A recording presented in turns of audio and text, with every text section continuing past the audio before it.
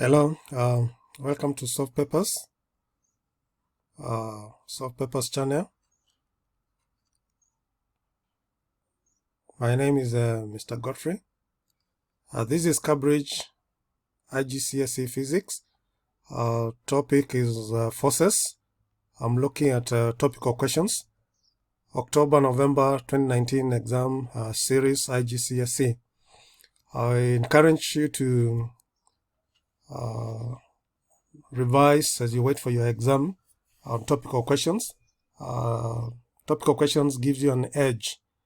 You read the notes and the textbook for a given topic, and then you attempt the questions set for that topic over various years. Like this is 2019 November. You can get 2019 June, 2018, 2016, and 2017 as well, and revise on forces. Once you do that, you are good to go. You do this for every topic, I guarantee you'll get an A star. And of course, you should seek help from your teachers and also from other teachers online. Our presence is there in online. You can always help. And in this video, I'll be helping you in solving these topical questions of physics and forces.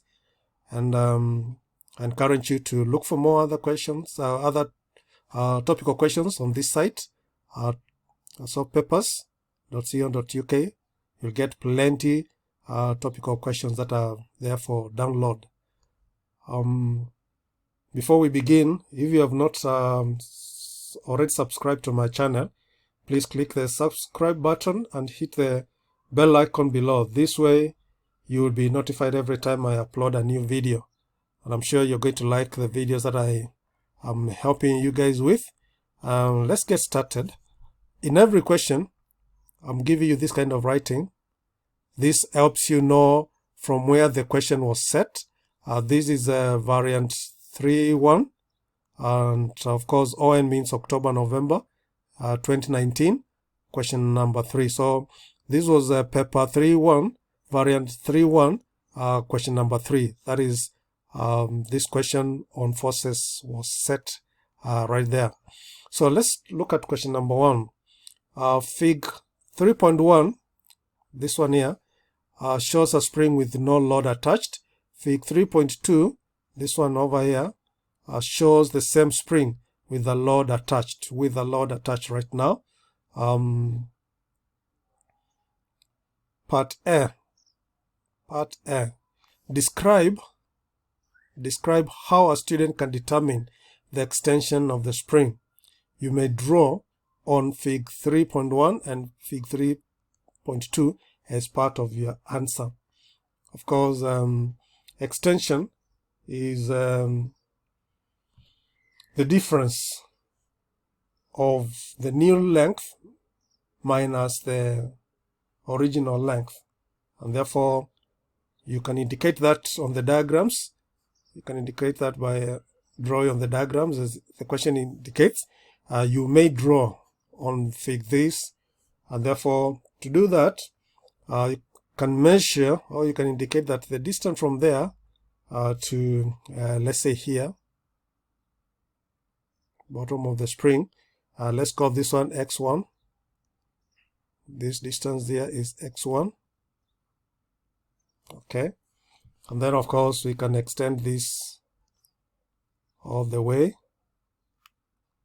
Okay, then you can say the distance from here to the bottom of the spring again, to the bottom of the spring there, this distance is x2. This distance here is x2. Okay, then this distance here is the extension, which you can call change in x. You can call it change in x. This distance here. So what is change in x? Change in x is x2 minus x1, right? So let's describe that in words. Let's describe that in words. Of course, you are to measure the length of the spring. Measure the length of the spring without load. We are describing now without load, and you can say that length is x1. Then 2. Of course, these are 3 marks. 3 marks, you need to provide 3 or more points. I encourage my students to start a point by hyphens. Show the examiner where your a new point starts. Don't write paragraphs. Paragraphs will mean the examiner has to dig your paragraphs to find where a point is. That way you kind of encourage the marker. Show him where your points start. So next point is measure. Don't think you can get these 3 marks by only writing 1 point. You have to give sufficient points. So measure the length. Measure the length of spring. Measure length of spring with load. With load. That will be x2. Then extension, because you are supposed to describe how to get the extension. Extension is the difference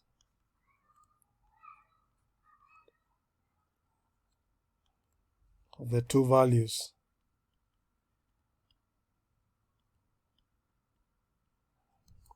Okay, you can still write it again here. Extension, let me just write this. Extension is equals to x2 minus x1. That will earn you, you write that will earn you the 3 points right there. Okay, let's go to part B. Part B. The student plots a graph of load on the y-axis against extension on the x-axis in fig 3.3. In this fig 3.3 here. Okay, extension is on the x-axis, you can see. Okay. So determine the extension produced by a 7.5 Newton load. Right? So you come to the graph. Come to the graph here. You determine where is 7.5. 7.5 is there. This is 7.5. Then you draw. Of course, you're using your ruler. Come to the graph right there. Then come down to find what will be the extension. Come down, it's in the middle there. You're using your ruler, using freehand. Come right here. And you count the number of squares. If this is 32 and this is 36 and there are 5 squares here, then it means that each square is 33, 34, 35. No, this is 32, 33, 34. No, it's not. Let's say I can calculate this. Let's say 5 units on the x-axis now represent 4. So then 2.5 units will definitely represent 2. And therefore, from 28 to this point here, that point will be 30. And therefore, at the extension, when a 7.5 Newton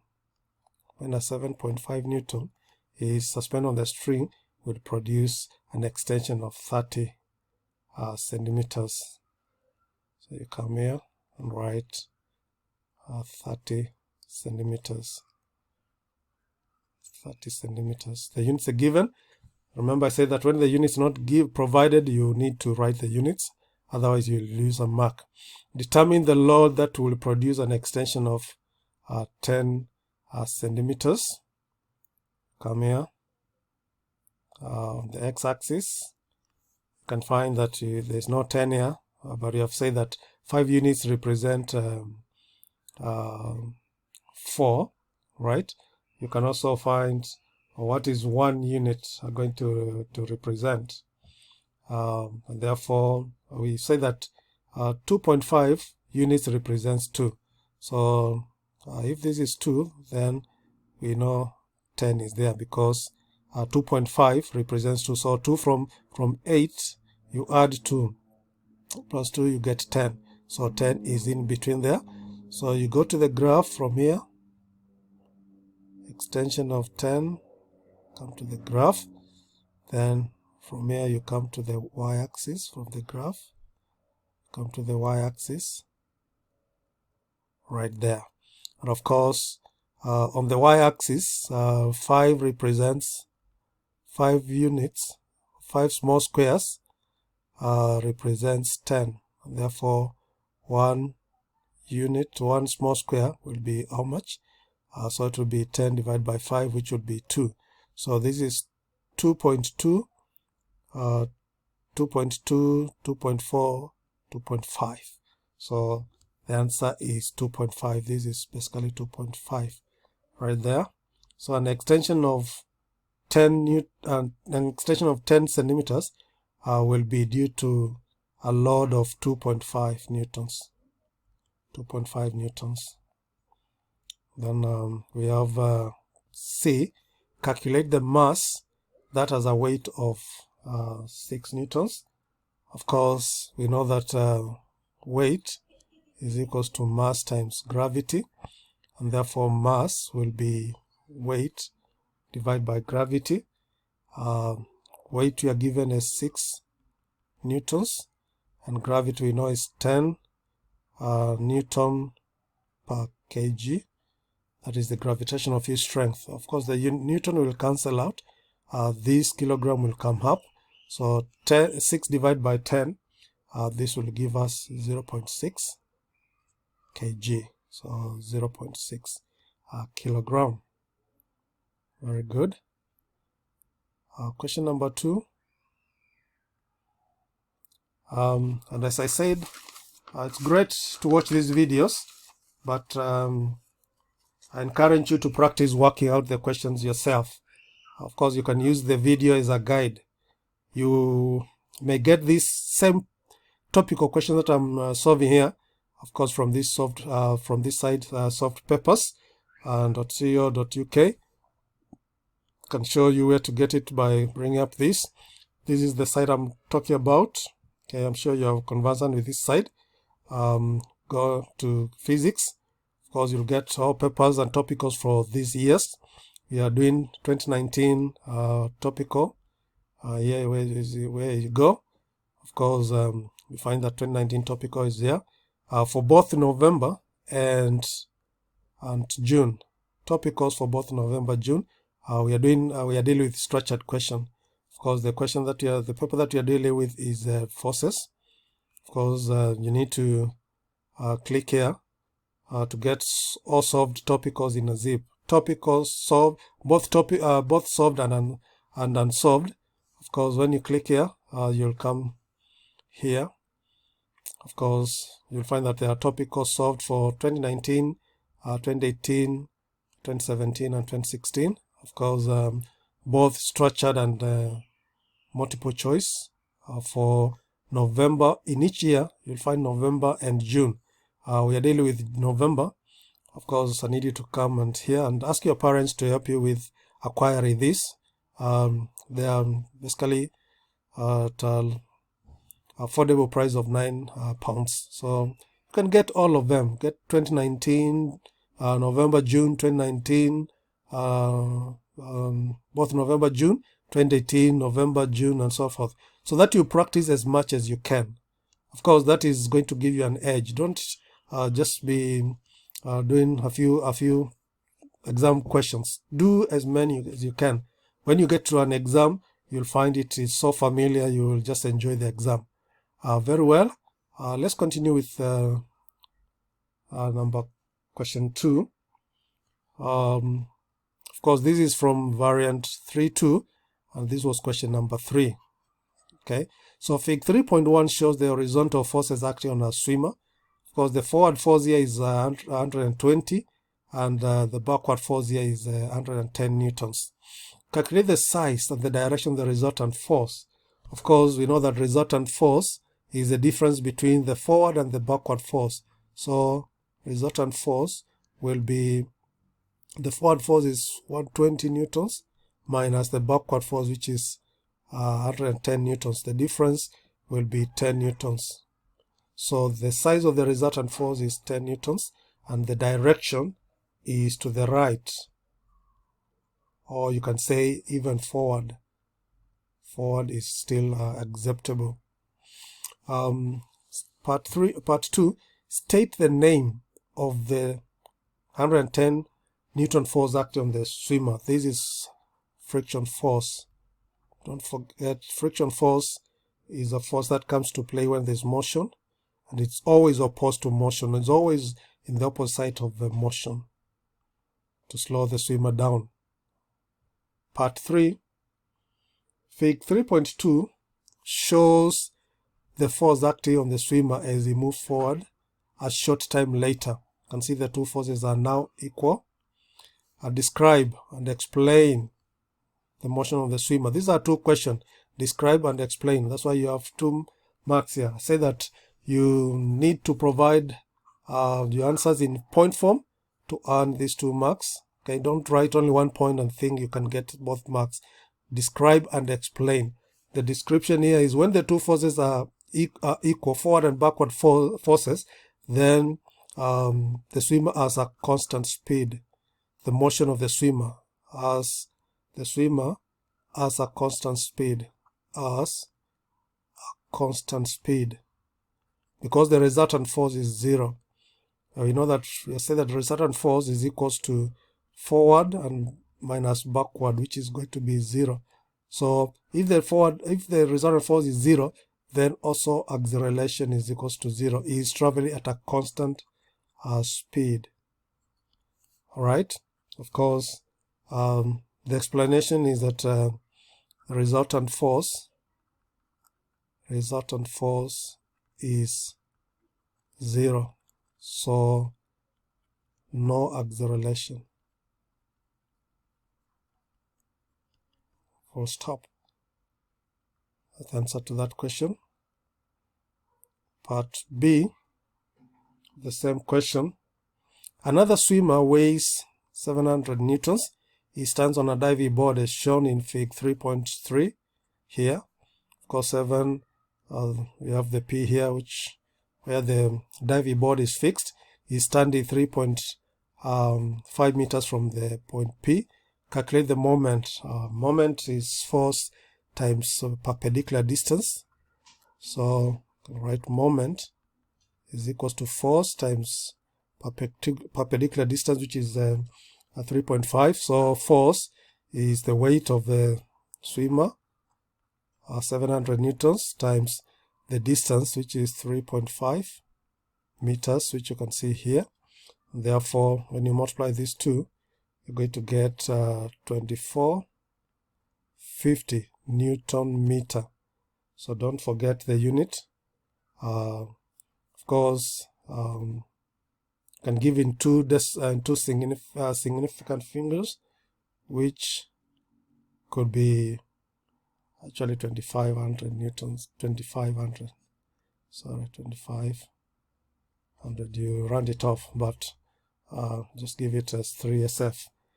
We give it to 2 SF because the values here, 700 is, this is 1 SF, and 3.5, this is 2 SF. 2 SF. This is 1 SF. And the answer which you are given here is 3 SF.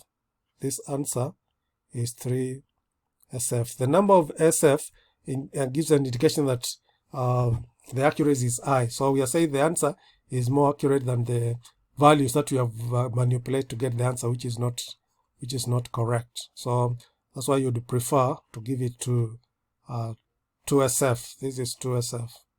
Okay, this is not reinforced at this level, But when you come to A level, we insist that you consider the number of significant figures. Okay, question number 3. And as we go to question number 3, let me say that I also do online tuitions. If you are willing, you can join me at this side. I can tuition you. I usually tuition you from your room online. So the site is SP Academy, spacademy.co.uk. This is the site I'm talking about here. SP Academy. SP Academy basically means Soft Papers Academy. Of course, if you come home here, this is the site I'm talking about. Okay, I'll need you to get this student a step-by-step guide, and of course you'll get familiar with the student's dashboard. You can also watch this video to know to get to learn how the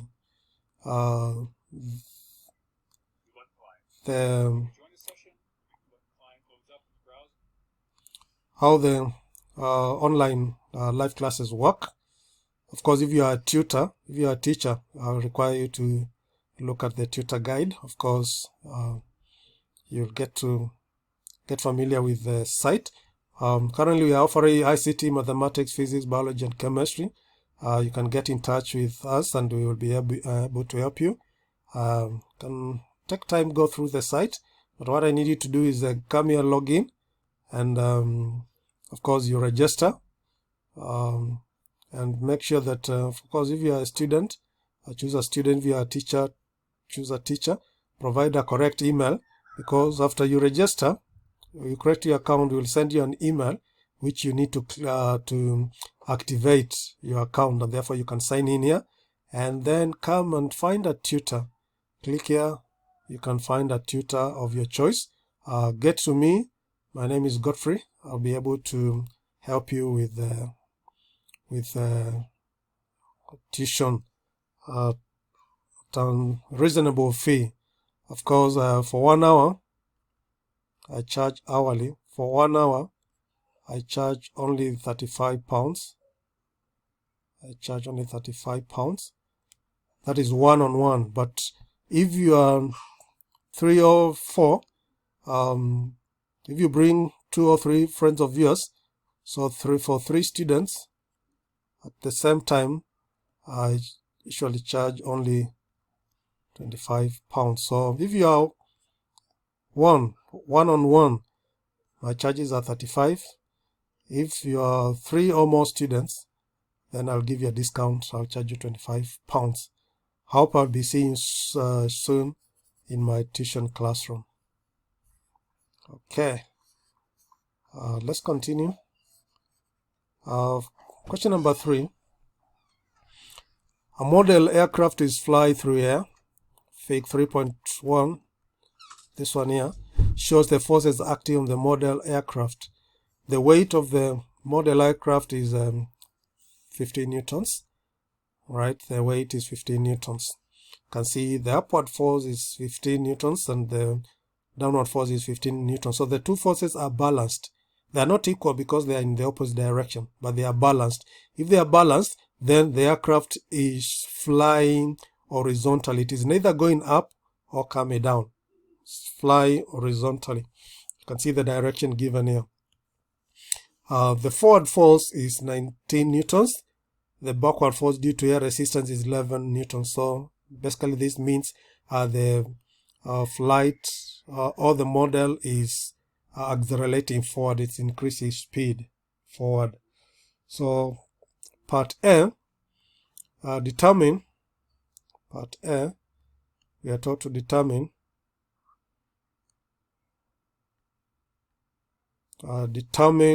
the size and the direction of the resultant force horizontally acting on the model aircraft. Of course, we know that resultant force, this is horizontally, is equals to forward force, which is 19, minus the backward force, which is 11. And this will give us a difference of 8 newtons. So the size of the resultant force horizontally is 8 newtons.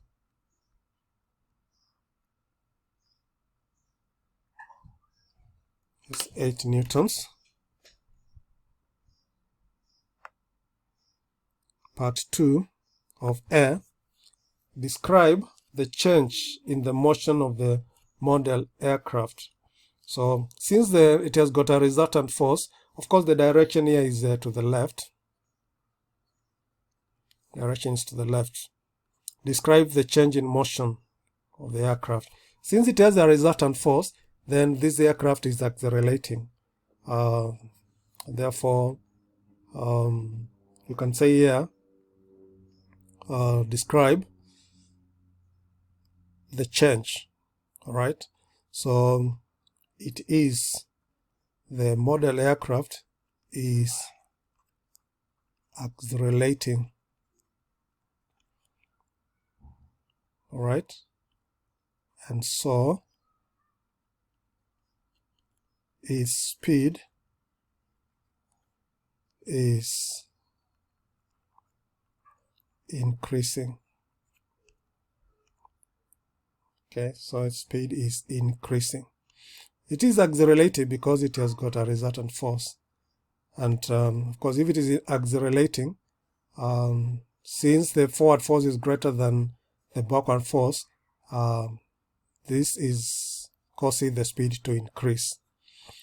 Part B, the horizontal force is acting on the model aircraft become balanced, right? So that the forward force is equals to backward force.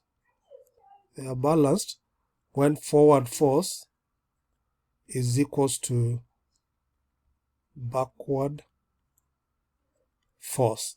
Suggest how the horizontal forces acting on the model aircraft have changed. Now the forward force, assume it's 19, then the backward force has increased due to air resistance. So you know that air resistance increases with speed. The faster an object moves, the more air resistance it will be encountering. So we say that the air resistance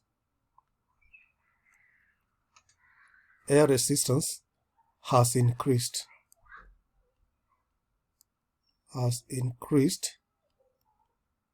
To equal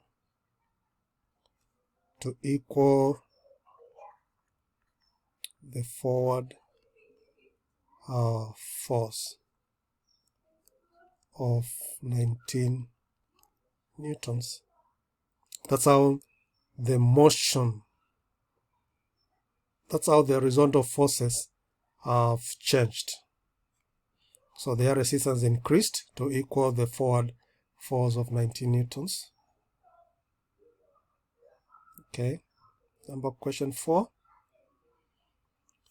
Of course, question 4 is from extended 4 variant 4.1, and this was question number 2 on paper 4.1, question number 2, October-November series 2019 exam. State two properties of an object that may be changed by action of force. Right? You can state even more. Of course, if the object was stationary, it will start moving. Okay, if the object was moving and is acted by force in the direction of motion, it will accelerate. If it is acted by force in the opposite direction of motion, it will slow down, decelerate. Of course, the object, if it's acted by force, if it was moving in a straight line, it can start turning, and of course, many others. Of course, can be twisted, you can be squashed, can be extended, and so on and so forth. So, one property, when a force acts on this object, it can change the shape. Okay, we are supposed to write what has changed. Shape of the object can change. shape of the object when acted by a force can change, or speed of the object. Those are two properties. Okay, I've said that the speed, if it was in motion and the force is acting in the same direction of motion, it will speed up. If it's in motion and the force is acting in the opposite direction, it will slow down. Alright, part B. A chest expander is a piece of equipment used by athletes in a gym.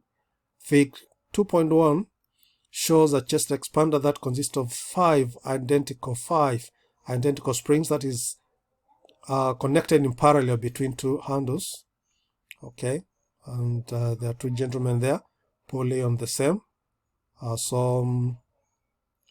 Each spring has an unstretched length of 0.63 meters. Two athletes are stretching the chest expander by pulling on the two handles in opposite direction. The spring obeys Hooke's law. Explain what is meant by this. Okay, extension of the springs are directly proportional. Hooke's law, remember, says extension is directly proportional to force, provided elastic limit is not exceeded. Okay, so we have to explain to explain what is meant by the spring obeying Hooke's law. So here we say that extension of the springs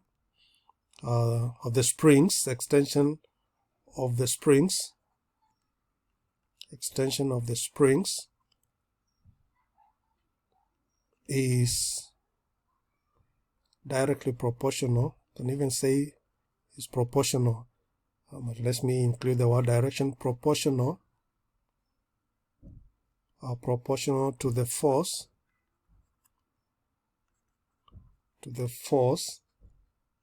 applied to stretch the springs.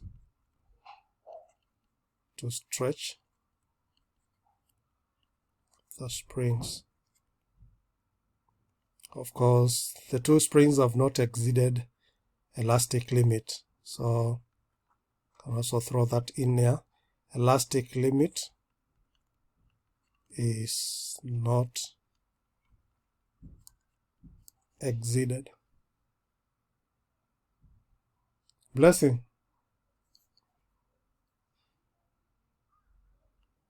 Alright, each athlete pulls the handle towards himself with a force of 1300 newtons. State the tension in each spring. So if each athlete is pulling with 1300, how much force is acting on the spring? So you take 1300 times 2. This gives us 2600 newtons. But remember, there are five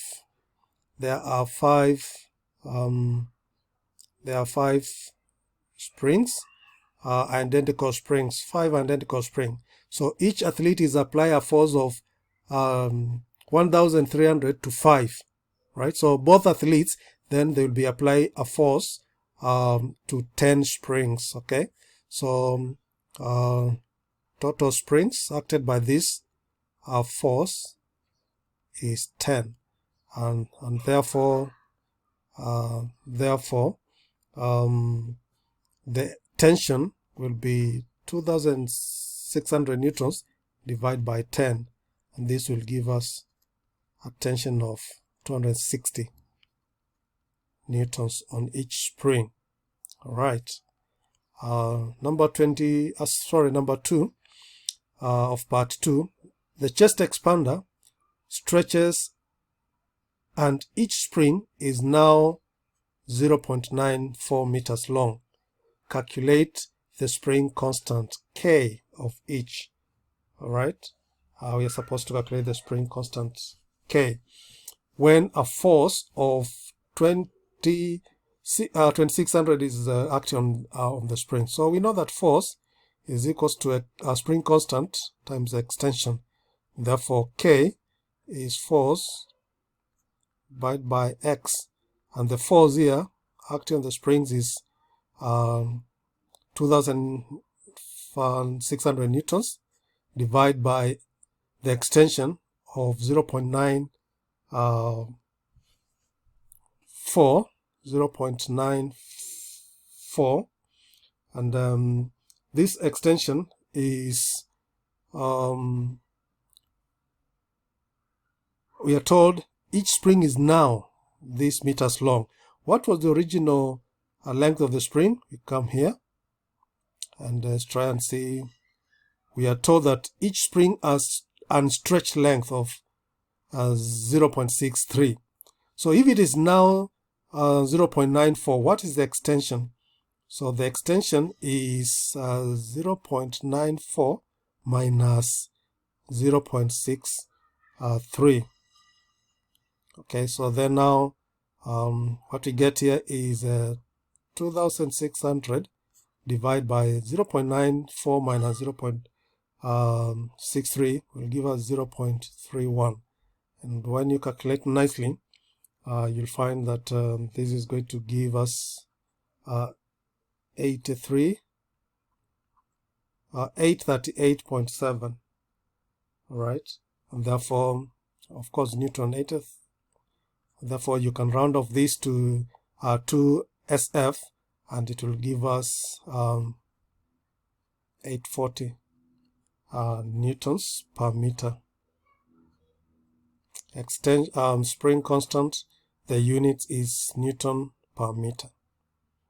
Very good. Part 3. State the energy changes taking place as the two athletes use their muscles to stretch the chest expander. Of course, we heat food.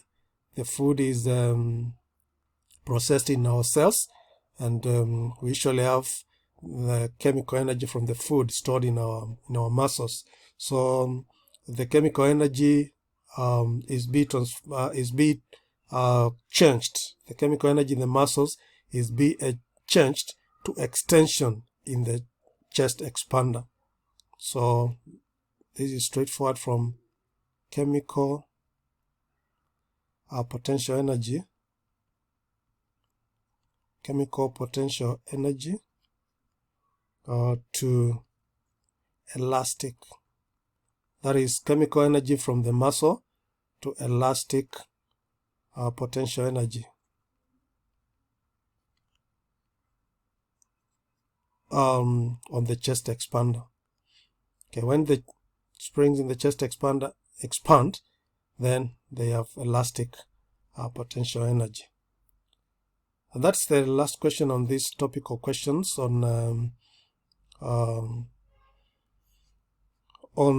forces. I encourage you go to soft papers, get more topical questions, so work them out and build your muscle as far as tackling questions is concerned. Thank you very much for watching this video. Hope to see you in my next video. Bye.